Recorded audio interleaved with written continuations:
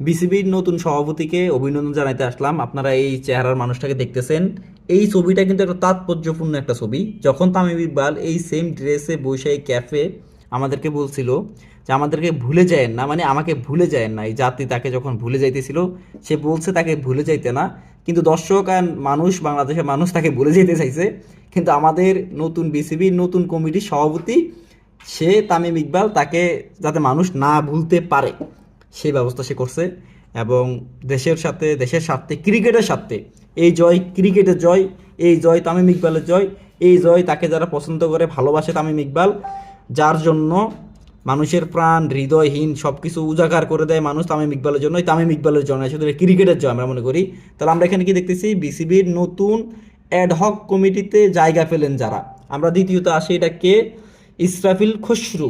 উনি কার জানি ছেলে, আমি আর সেদিকে না যাই, কিন্তু সবচাইতে বড় আমাদের এখানে একটা নাম আমাকে বেশি, সবচাইতে বেশি টানছে, সেটা হচ্ছে মির্জা ইয়াসির আব্বাস। এটা আমাদের, সে আমরা যারা জানি যে আমাদের বাংলাদেশের একজন সুনামধন্য রাজনীতিবিদ মির্জা আব্বাসের ছেলে, ক্রিকেটের মহাপণ্ডিত। আপনারা তার শুধু ব্যাকগ্রাউন্ড সার্চ করবেন, তার ক্রিকেটের সম্বন্ধে জ্ঞান অজস্রে ভরে যাইতেছে, তার জ্ঞান রাখার ক্রিকেটের জায়গা নাই। এই জন্য বাংলাদেশ ক্রিকেটের বিসিবির নতুন জ্ঞানের খুব মানুষের অভাব, এই জন্য তাকে নিয়ে আসা হয়েছে। এবং যারা আছেন, এই যে একটা সুন্দরী আমরা আফুকে দেখতে পাইতেছি, আফু বলবো না আফা বলবো খালা বলবো বুঝতেছি না, উনি আমাদের একজন বিশিষ্ট প্রতিমন্ত্রী, প্রতিমন্ত্রী না ভাই, ববি আছে তো প্রতিমন্ত্রী, একজন বিশিষ্ট একজন প্রতিমন্ত্রীর স্ত্রী, যাকে আমরা ক্রিকেটে দেখব। তার ক্রিকেট সম্পর্কে জ্ঞান আর জ্ঞান, যদিও আমি শুনছি তার ক্রিকেট সম্পর্কে ছোটোখাটো নলেজ থাকার কথা। যদি আপনারা জানেন সেটা অফকোর্স কমেন্ট করে জানায়েন তার ইতিহাস।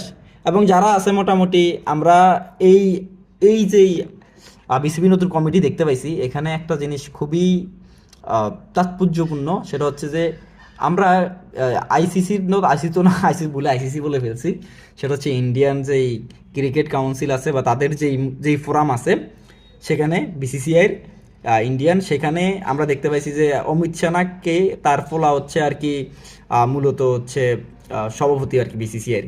তো ওখানেও মোটামুটি ওই রাজনৈতিক দিক থেকে একটু ভালো আর কি। তারপর দেখছেন ক্রিকেটের কি অবস্থা হয়েছে, ইন্ডিয়ার ক্রিকেট কত উন্নত করছে। তা আমিও আশা রাখি আমাদের যেই বর্তমান নেতাদের সোনার ছেলেরা বাংলাদেশ ক্রিকেটকে অনেক বেশি আগায় নিয়ে যাবে।